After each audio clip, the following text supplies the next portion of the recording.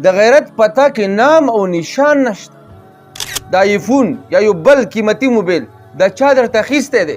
دومره پیسې خو تا سره نه وي، نه ما درکړي. په دې مهنګۍ کې دا څوک تا باندې مهربانه شوی دی چې په تا باندې مفتو کې خرچې کوي؟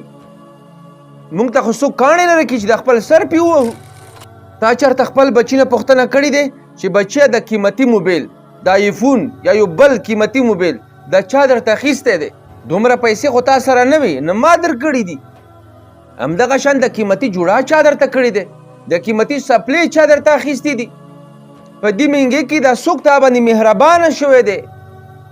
د رحمدل انسان څوک دی چې په تا باندې مفتو کې خرچې کوي؟ موږ ته خو څوک کاڼې نه راکوي چې د خپل سر پې ووهو. د بلوچانو خبره چې موږ ته خو څوک ډبر هم نه راکوي چې د خپل سر پې ووهو. او تا ته د قیمتي څیزونه څوک اخلي؟ نو چېرته د خپل بچي نه دا معلومات کړی دی؟ خو داسې معلومیږي چې ښه خبر یې پې خو سترګې دې پټې کړې دي ورباندې، ځان دې ورباندې شپیلې کړی دی. خو خفه نه شي، د غیرت پته کې نام او نشان نشته.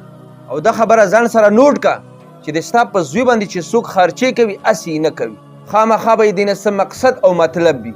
او دا هم ځان سره یاد وساته چې د ستا بچي باندې څوک خرچې کوي، د قیمتي څیزونه ورته اخلي، د دې نتیجه په آخر کې ډېره بده رووځي بیا. نو په کار دا ده چې د خپلې سترګې د په ټیم کولاو کا، په دې باندې سترګې مه پټوه، دا یو لوی بې غیرتوب دی.